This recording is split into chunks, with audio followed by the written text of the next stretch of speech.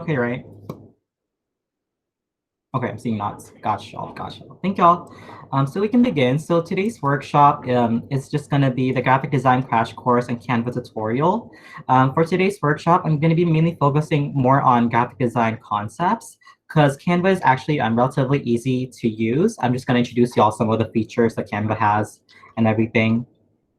So let's get started. So in terms of learning objectives, basically want y'all to get out of this workshop is to become familiar with graphic design terms and concepts, very basic, to be able to apply the vocabulary learned to identify what makes a graphic good or bad, as well as to be introduced and familiarized with Canva and other graphic design resources. Yeah, I'm going to be showing y'all some like free stuff online that is really neat to use for Canva as well.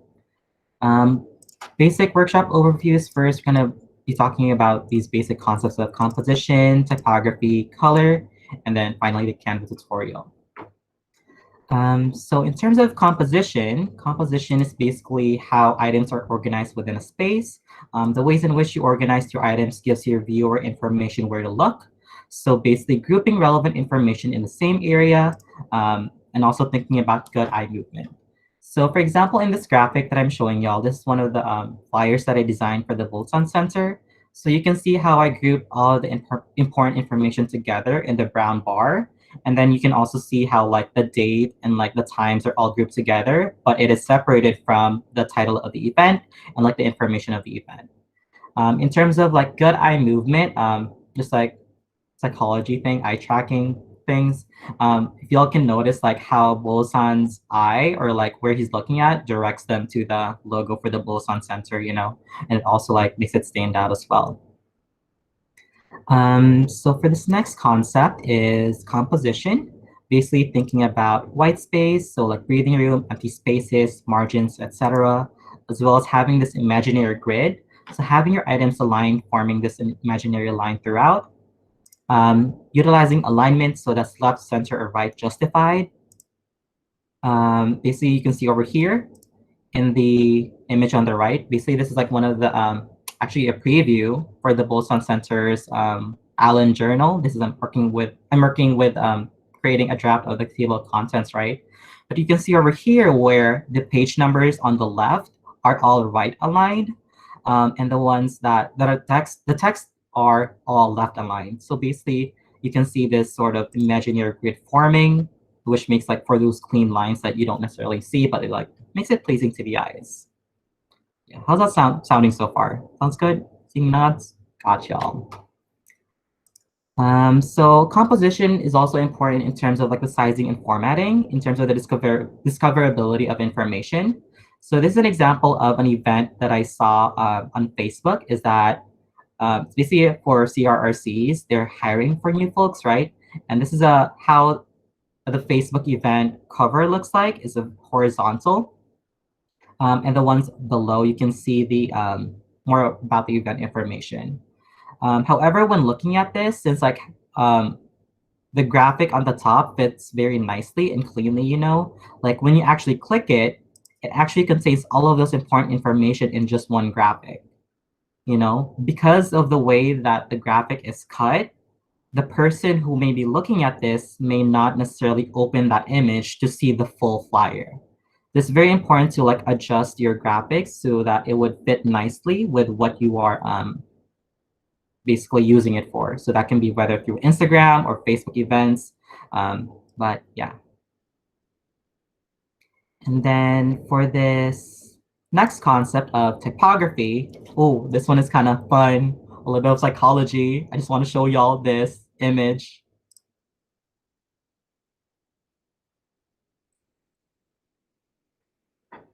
Y'all saw that? Y'all saw that? Yeah, so basically, like one of the things I want y'all to notice is that kind of like how you have an organization of how you read things like first and then last. Basically, the ones that are more prominent would pop out at you first. So basically, like, you know, titles and everything. But the smaller body copy would like blend in more in the background. But for this concept is basically due to this called type hierarchy, which establishes an order of importance within the data. So in this case, like the title, you know, like the order in which you read things. It basically shows, it allows the reader to easily find what they're looking for and navigate the content, so that if you have very good type hierarchy, it allows for your reader to just easily scan things and like not read every single line item line by line. And this can be achieved through different ways, right? Through font size, so the one you can see on the right, but also in terms of like font weight, or what people would call it boldness. So you can have the normal or the bold version, but as well as composition. Um, but I kind of like basically one real life example of this happening is through this mess. So I'm not sure if y'all are familiar or remember, but basically what happened was on Oscars on live TV, what happened was the announcer got the like card wrong. So basically what happened was the announcer was supposed to be announcing for Best Picture, which supposed to be winning. The winning picture should be Moonlight, but they got the wrong card and it was messy. Like they announced the wrong person. And they were like, actually, no, my bad. I made a mistake on live TV. Um, because like you can see here on the left, like that's the card that he got. So I think, can I ask someone to like share how do you think the concept of like type hierarchy applies in this like scenario, please? If I I can don't. speak on it. Thank you. I could not even see the best actress. So I thought that was like some bull funky. Like I don't even know what that says until I like really went forward. So yeah, I immediately see the other words first. Hmm. Yeah, thank you so much, Steph. Oh, thank you for that. Yeah, but yeah, basically, in terms of type hierarchy, like what stands out to you first? So like analyzing this like card, you can see that Emma Stone in La La Land is like dead on center, and then the Oscars logo is so big, right? But the best actress, the most important information is very tiny at the bottom, as Steph said, that you can't even see it. And like in relating it back to psychology, is that basically it also shows human behavior of like how people don't actually read all of the content, right? When you're presented with a text, people just scan and like try to get what they actually want to get from it. In this case, just getting it over with and announcing something without reading the best actress at the bottom. So like, for example, this can be fixed by just like changing it, literally switching the Oscars. Cause like, why is the Oscars so big? Like, we all know it's the Oscars. You're in the Oscars. So like being mindful and paying attention to what is being highlighted or what stands out within your information is very important in terms of graphic design. Yeah. How does that sound so far? Is sounding okay? Okay. Yeah. Thank y'all. um, So talking a little bit about typography, these are basically a few of the examples, kind of like font families, I would say. So these are the font types. So the first one are serifs, which are example of it is Times New Roman. These are basically used for like fancy stuff, academia, like old style. It's very formal, because like something you use on your paper. And actually, like graphic design history, these are fancy because they're used in like Greek buildings, and that's where the font came from when they're like carving it on marble, and that's where they get like these little like lines as like embellishments. Um, and then on the other hand, you have this more modern type, which is called sans serif, basically without those like tiny lines from the letters. An example of it is Roboto. These are used for modern things like websites or as well as digital content. It's not exclusive, but it's like where they're used more frequently. Um, and then basically for the next category, it's a little bit broader. These ones are called display types or handwriting. Both of them are supposed to be used for large size font. For example, for title size text. Never use these for body text. And next slide is an example of it. So you can see on the one on the left, it's using the typeface lobster. In the title, it can be easily read, right? However, once you put that in the body text, like it's just a very messy and like squiggly, you know. That's a little bit something about graphic design that I want to pay attention to is that how easily is your information getting like communicated across, and also like how easy like the user perceives it. Because also, for example, for this on the right, you can see how both of the top and the bottom typefaces are the same font size. The only way that they differ is like what font they use. And you can see the one at the bottom, like it's still a little bit small, right? But like it's a little bit more legible than like the one on the top. So that is something to consider because like it's such a trend now that I've been seeing is that a lot of people are using calligraphy, very personalized type with a lot of content, but like sometimes they use calligraphy in like the finer body copy, which makes it harder for your content to be read. And then, yeah, any questions so far, by the way? Sounds pretty straightforward so far. Okay, seeing nods. Thank y'all. Thank y'all to also the video ones. Yeah, thank y'all.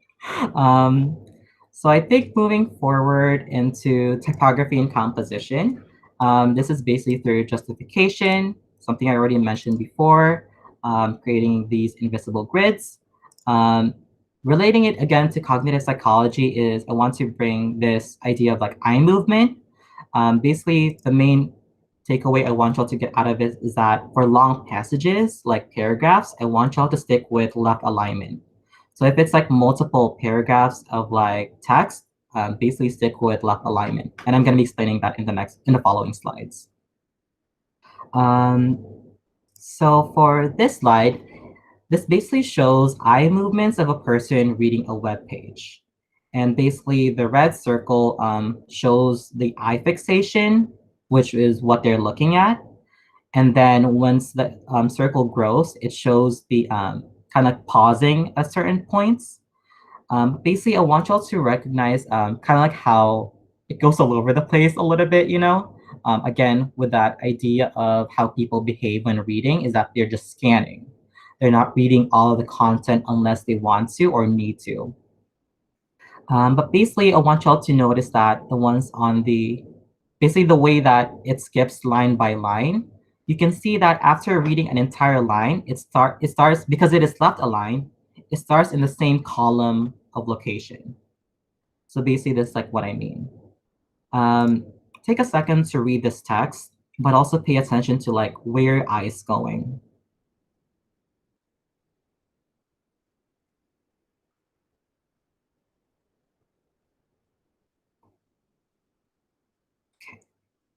So basically, the idea behind it is that since in English, you read from left to right, you want to also have the same starting point on the left. Does that make sense? Because after reading a single line, you then read the next content, which starts at the same column. And the idea behind this is that if you have this like one on the right, where it's like right aligned, it has different starting points in the eyes. Basically, what happens to your eye movement is that it creates this extra step of like finding, oh, where would it start? As opposed to a left aligned, where you would basically have everything expected to be where they should be starting from. Does that make sense? You don't see that?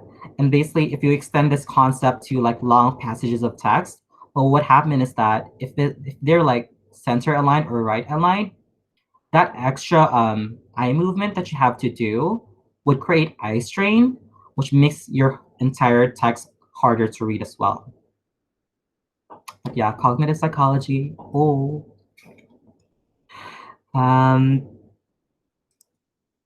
So in terms of typography and composition, this is also, again, with this thing that I've been emphasizing is making your text scannable. Make sure that it is not just a wall of text, format it so that it is easily scannable because people's attention span is short. Like, that's how it be in 2020. But yeah, like for example, for this next slide, basically they're the same content with the same intention, but just like simple formatting and like changing the styles and like, again, type hierarchy, it allows you for easily scannable of content, right? So like, this is kind of like how I've been even with like making announcements for me, like I make things like bullet point and not just like a single paragraph, so that it's easily scannable and like depending on like what the topic I am kind of talking about. Sounds good for folks? Okay. And this can also be like applied to like Instagram, because like like how within recent times there's a lot of like Instagram posts about educational resources addressing different topics and events. And like I want y'all to pay attention to those posts and like see how they format their text, like how they divide up to different slides so that there's a lot of like room to breathe. But yeah. And then moving forward to color. Basically, the idea behind it is that, again, for readability is for contrast. Make sure you have enough contrast for legibility and readability. So for an example, on this graphic on the right, the one on the, like at the top, in terms of like the title and like the bluish green background, like it still is relatively okay to read. However, from the body text, it's white with like cream pastel, and it is harder to read as well, right? Again, in terms of like how easy is your content to how easy is content to read to someone who is reading it at a glance. Because like something to also consider is that if your thing is hard to read, then why would they bother to read it? Like even though you have a purpose of communicating and trying to educate them a certain topic, if it is not easy to read, then that already is literally a barrier from them from accessing this information in terms of like usability and as well as like readability. I just want to showcase y'all this resource that I have for colors is color.adobe.com. Basically, this is how it would look like. I'll see that. Thank you. Basically, this is a cool tool that I use if I like don't know what color to use sometimes. So basically, you can like adjust this main color in the middle, and basically depending on like what type of color scheme you're trying to do. Say for example, some of these examples: monochromatic, triadic. It automatically generates a color palette for you so that it shows you like kind of like what sort of colors work together. But yeah, like it's a cool resource that I use most of the times because I sometimes play around sometimes like sliding all of these content together, but like they all kind of look ugly at the end. So like this one is easy because like it automatically generates like what's best for you, I would say.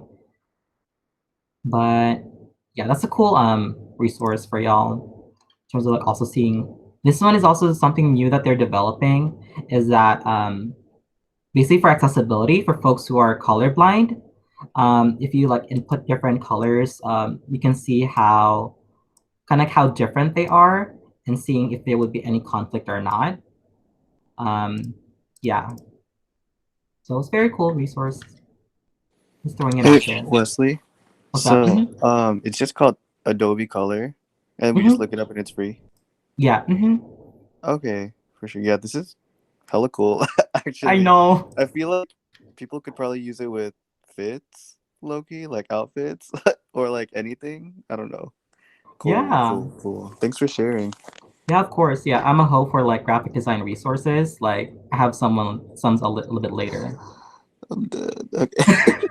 Oh wait, this is recorded. Hi, I'm Wesley. But yeah, for folks who are kind of like not as familiar with the team, are y'all finding this information okay? Just wanted to get like a temp check because like I know that I'm a new person. Like for some most of y'all, anyone want to unmute themselves and say, is it okay? Are y'all good? Y'all there? Anyone? Yeah, it's very insightful. I'm enjoying it very much so far. Okay, great. Thank you so much, Chloe. Thank you for biting the bullet and sharing your thoughts. Whew. You're welcome. Thank you, thank you. Oh God, I'm sweating. Thank you, thank you. um, yeah, so that's a cool resource, Adobe Color. So moving a little bit forward, a little more about color. This one is basically a slide of like showing kind of like my color progression for a flyer that I was working on. So y'all can see the one on the left, like the text in the arrows are very like drowned out because they're all the same color blue. That's why like I try to play around with a color scheme in the middle. So like making the yellow to like make that contrast, but it looked kind of ugly.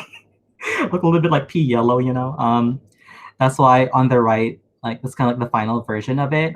So making the arrows like yellow and then the content or the text blue so that you have enough contrast for readability.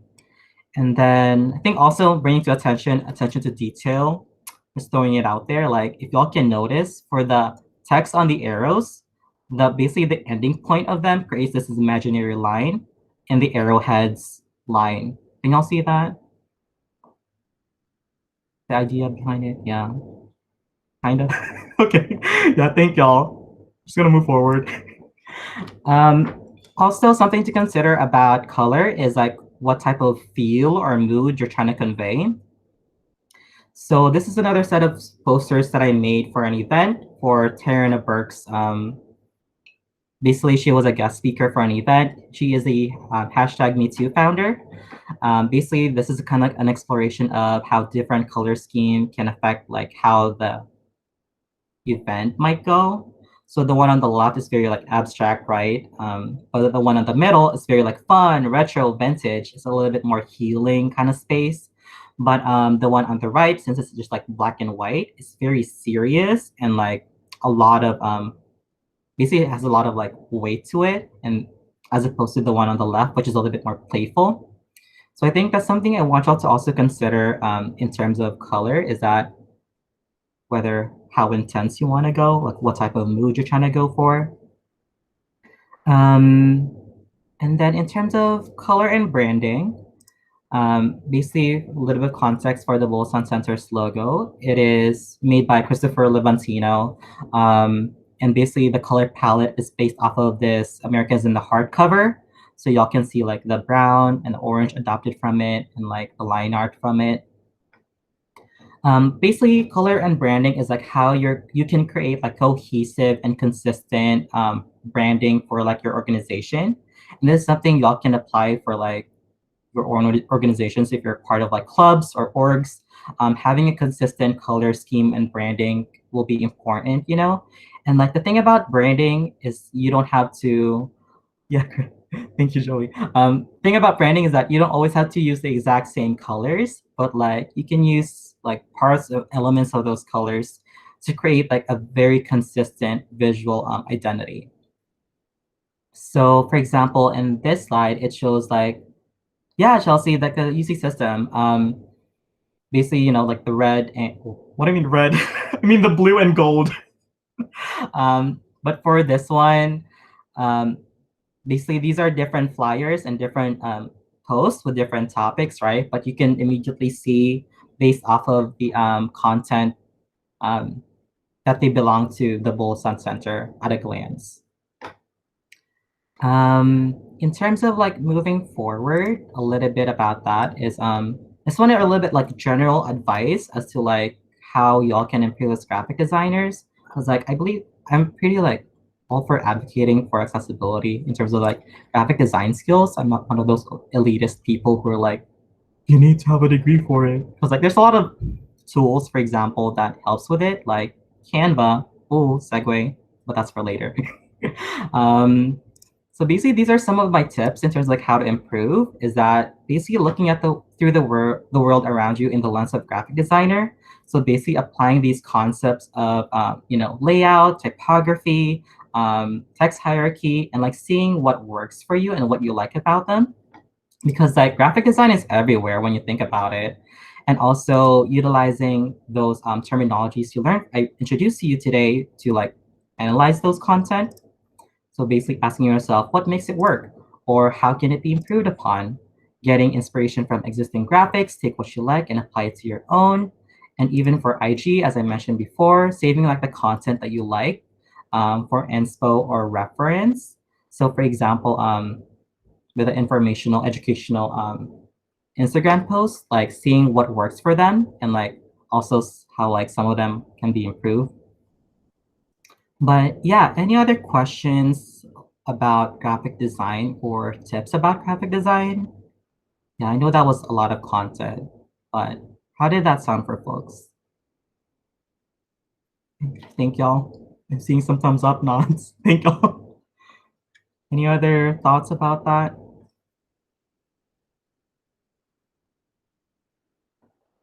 Okay, I guess we can start with a Canva tutorial. And like, did y'all know the Canva like CEO is like Pinay?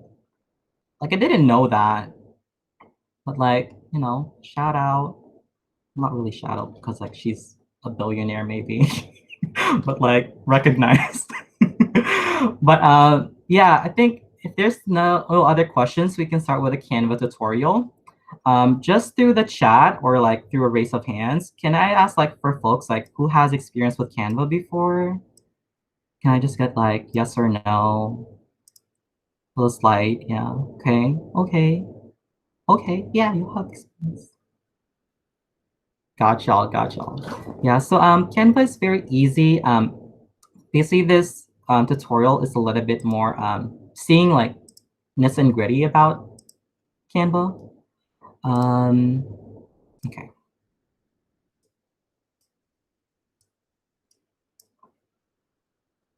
But yeah, so like as most of y'all are familiar with, Canva basically has a lot of like existing templates, and all you need to do is just edit them. And they also have different templates depending on like what content you're looking for. Um, Basically, they have even in terms of like social media, they have different like formatted posts already that all you can do is just edit them. But I can go a little bit nitty gritty about some of the features that I find cool about Canva that y'all might not be as familiar with. Um, so basically, this is like one of the new things I found about Canva is that they have like some illustrations that you can actually edit it on your own. So for example, for this one, which is a coronavirus, basically this is what do you call it? An existing format. Basically, I found this that once you click on it, like you can change the colors of it to match your color scheme. Like, did y'all know about that? No? Okay, good. Okay, new information. That's great. But yeah, this is like something new that I just discovered, like playing around with the different colors and like, you know, again, applying your concept of like color schemes. Like if you want to make her like, oh, bullseye, orange, brown. I don't have the exact hash codes. Oh wait. Are these colors originally like from is that a template or can you just click on something and then it changes the color when you change the color? Yeah. So basically it is like a template of an existing like picture here. But like you can if you basically see it from like text, you can change like the color like this. But for background, it's just one color. But if you click some of the content, they have like multiple colors. That means that it's editable. And that you can just change like the colors to like however you want it. Like say for example, we actually want to change it to the bullseye color scheme. So like how I would go about that is using the hex color codes. If we go back, sorry, I don't have it saved. So I'm gonna type this in the chat. I'm gonna have a cheat sheet, but basically over here on the right corner of the color palette, you can see the hex color code, and basically these are like the exact numbers that you can use so that you would have the exact color like in every design that you make. So hold on, I'm just typing it in a cheat sheet right now. I'm sweating, there's a lot of pressure. Like FDA 5656, FFE. Okay. So like, for example, we want to use the color scheme for the boson sensor. So what you can do is just like click on this color and then new color. And then basically over here, if there's a hashtag in front of it, that basically indicates it's a hex color code. And then you could just edit that to apply the color scheme that you would like. That one, let's go for there. I want to take exact orange from the bullseye center. And then this might be the brown. Wait, no, that's the darker orange.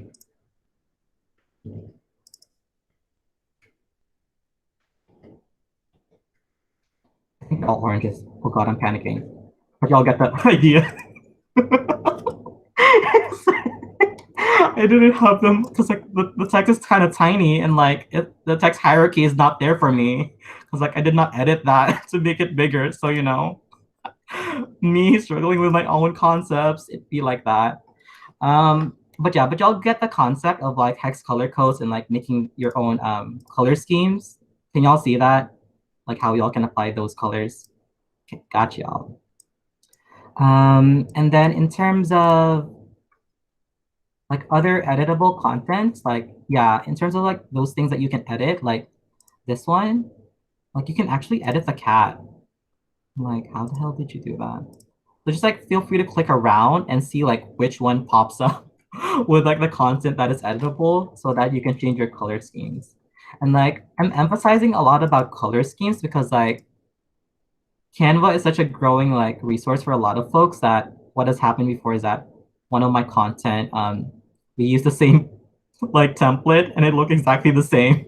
And it was hard to differentiate between the two, you know? So it's like, oh no, making sure that you have a unique layout or color palette is a way to make sure that the templates that you're using are different enough from the other people who are just using it just as is. Does that make sense? Yeah, thank y'all. But yeah, just like feel free to like flip them, rotate them, just change them as much as you can, you know, so that it stands out a lot. And then the other thing that I want to like just like call attention to is basically these snapping tools in terms of like the alignments. Again, with like the thing that I brought up within our workshop today is that the way that aligning things like left aligned or right aligned to create those like imaginary grids. Basically, part of it is if you drag items together, they would have these like purple or like pink lines. Can y'all see that? How like it snaps to those locations? Those are basically indicators for alignment. So for this one, it is left aligned, but if you want to like align it in the center, it would basically look like this, where it's a solid line for the whole artboard. So it's like a way just to like checking, you know, if your stuff is like perfectly aligned, just to make those like clear, invisible grids if you would like. And then in terms of typography, you can also use like the words that the kind of like what I call them. Like they can be like for script, cursive, you know, seeing for like how it, like the different versions of it, but also using serif or sans serif. So that you would see like similar type together as well as options. And then the other good thing about Canva is the sharing feature. You can basically share it to other folks.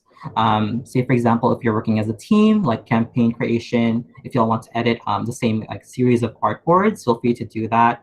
All you need to do is just like type people's emails and they would get a notification for it.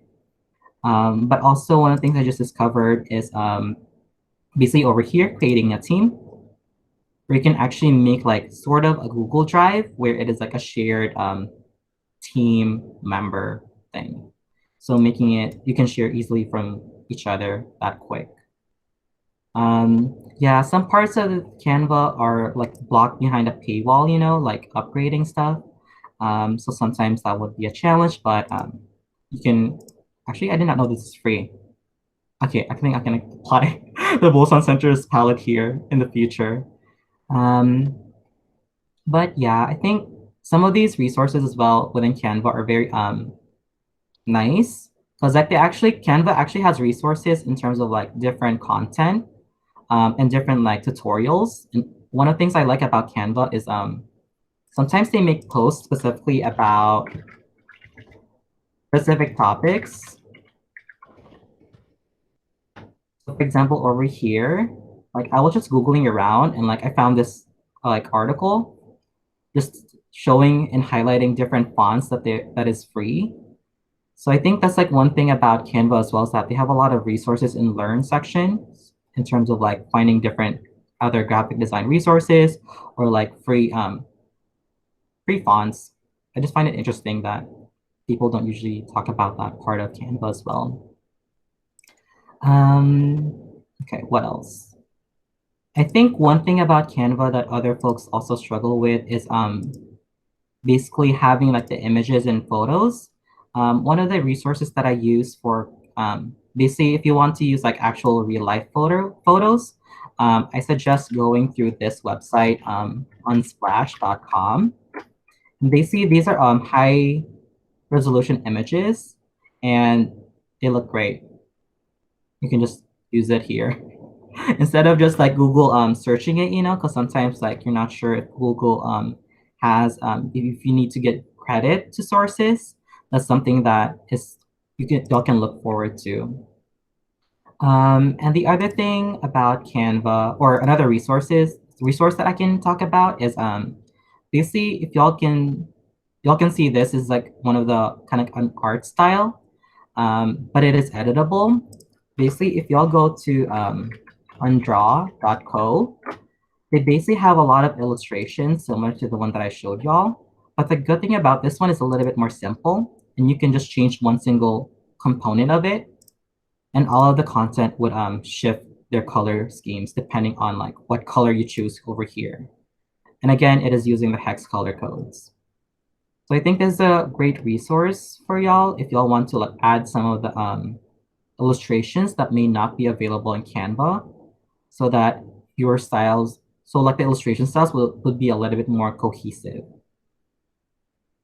But yeah, I use this a lot for like mock-ups or like drafts of things before like I actually make things.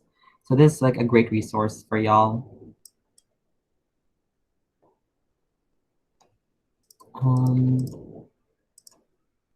But yeah, I think that's mostly about Canva. Like it's very easy to learn. Yeah, I think I can just quickly introduce like animated Instagram posts. This is something new that they're doing, is that they're having a lot of like moving stuff, you know, like GIFs, or even having it as a series. But the thing about these like animated like contents is sometimes is that in Instagram, like y'all know how you can't pause the thing or like slide back from like the video. So that it can be an issue for like accessibility for a lot of folks, you know? Like what if you miss like this slide, right? So like it's like one thing to consider is like keeping your things simple enough for folks so that they won't have to like wait all the way through this just to have like one screenshot of an important slide. Does that make sense? So it's just like making use of animations minimally and in taste, so that it's not getting in the way of like the message that you're trying to communicate.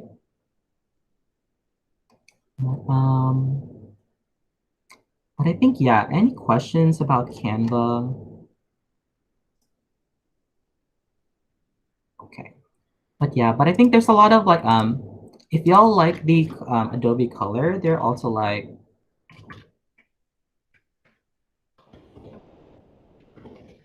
a lot of color palette resources online.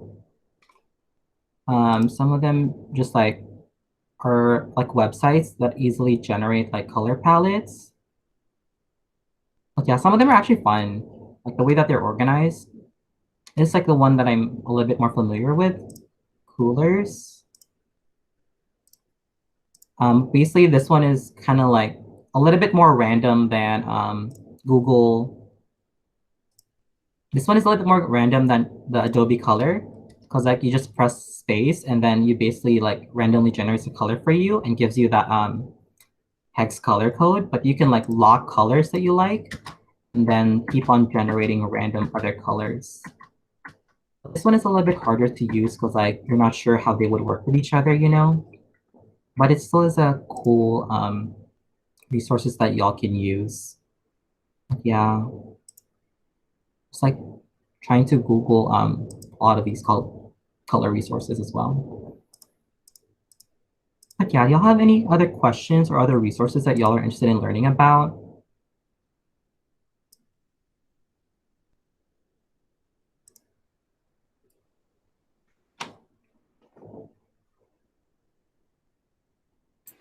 I was curious about, because then on Bulasan's, on the larger flyer, I see that there's ripped paper, and I have yet to do that. Do you know if did you do that on like another Adobe program, or was that on Canva?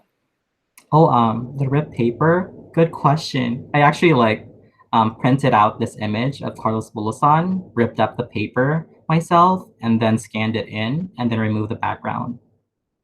Because I'm extra like that. Okay, for sure. Thank you. I never Yeah. thought of that. Actually, I don't know why.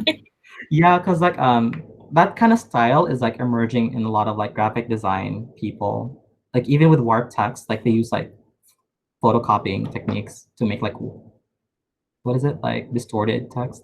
But yeah, to like creatively work around stuff. Yeah, good question. But yeah, any other question? Okay. But yeah, but I'm gonna be adding those resources I talked about in this slide so that y'all can have that for future reference. But I think that's all I have for y'all today. Thank y'all for listening. If y'all can give me feedback for this workshop through this link, bit.ly.com/Wesley workshop. Typing it in the chat. Y'all can do that real quick. That would be great. Might also have like my socials here if y'all want to stay in touch or get connected. I have my LinkedIn there because, you know, we love a networker. And also Instagram. Like if y'all have any questions about graphic design, feel free to contact me as well. Yeah, I think that concludes the workshop. Like how did that workshop like sound for y'all? Can I just get like a general feedback? Like what's like a main takeaway? Oh, love that. Yeah, any like parts of the workshop that y'all liked? I appreciate how you shared the color palette resources just because I know nothing about color. And also the typography was pretty helpful to me too. Got you. Yeah, thank you. How about for others? I like the variety of color-related resources. Yeah, thank you. Yeah, because the color is such a huge thing, you know, like sometimes like hard to navigate around. Thank you, Angela. The color palette and learning about the importance of left alignment. Yeah, definitely. Patrick, imaginary grid. Yeah, that's what makes your designs clean. Yeah, thank you all for sharing. Loved all the resources you shared and how you actually use these things for the Bullsun Center. Yay! Yeah, I know. I was like lightweight, like showcasing some of my work because like I'm still working on my portfolio. I'm like, you know, ooh, taking a second to like show off some of my work. But Okay, say something. oh yeah, thank you. I feel a lot less intimidated now for like campaign creation because like I was fine with like the information part, but like actually posting and making it, I was kind of scared because like I'm an English major, I know nothing about graphic design, but I feel a lot better now. So thank you.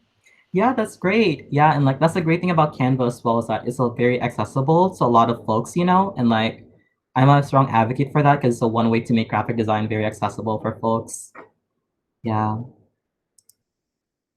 Okay. Wesley, did you do the Oscar thing? Did you like the? Oh no. Oh, okay. Found it online. Okay. Yeah. But yeah. I like that. That was like I knew about that stuff, but I didn't know like what the card actually looked like. So that was cool. And then I also really liked the picture of you'll look at this first and then you'll look at that second. Because it's like a very straightforward way of showing or talking about where your eye goes. Yeah, thank you. Yeah, because like that's my huge I'm a nerd for like cognitive psychology with graphic design. Yeah, that's like one of the things that I'm very passionate about. Yeah, thank y'all for that. Okay. Think anything else? Yeah, I would just like to thank y'all for those who visited, dropped by for today's meetings, especially the ones who are general Busan interns. Like I know like I haven't been present in the general intern meetings, but consider me as a resource as well. Feel free to connect with me through those socials that I showed. You can drop that in the Busan general thing, so like get a wider reach, I guess. I'm just kidding. But yeah, but I think for those of y'all outside of the social team, like feel free to like if y'all don't have any other questions, feel free to leave. I just have like a few messages or like upcoming things for comms team. Okay, y'all can say if y'all want to listen. But for comms team, like thank y'all for being patient with me this week. I have been like a little bit busier in terms of like working for the conference. But thank y'all for being patient because like I know some of y'all have a lot of questions about like the direction as well. But thank y'all for being patient with me this week, and thank y'all for attending this week's session as well. Basically, next week would be just another general check-in in terms of like how the projects are going. And then if y'all haven't already, I think it's in 2 weeks, like what is it? The person, we have a guest speaker from Balitang America. I have that in the last announcement. That will be considering our skills training. And yeah, I think that's what I have for y'all so far. Thank y'all for Rihanna and Daniel, like for posting the content for the Bulls on Instagrams and Facebook. Like we're getting started, like the ball is rolling finally. Thank y'all for being patient with that as well. And like really stepping up in terms of like posting that in a little bit of a short amount of notice of time. That's how we're gonna be moving forward with social media posting, is that once I receive something new, I would post it in the Slack channel and tag y'all into it so that y'all make sure that y'all see that. Wait, that was a lot of wording. That y'all see that. But I think, yeah, any other questions for me or the internship so far? Okay, no, okay. I think for next week, one thing that I would like to do is that since we're a little bit halfway through, about there, through the internship program, I would be opening up my Calendly for 30-minute appointments. If y'all would like to like chat one-on-one in terms of like just general advice or like getting feedback of like how you're moving forward with an internship, any struggles as well. Because like I know I haven't been as intensely like networking with y'all. Because like again, I'm a resource for y'all. If y'all have any questions about student orgs or clubs or graphic design or anything, feel free to use me as a resource and book a meeting with me for the next week as well. How does that sound? Okay. And thumbs up. Yeah, just offering that resources for y'all. But if nothing else, I'm gonna be stopping the recording. And yeah, thank y'all again.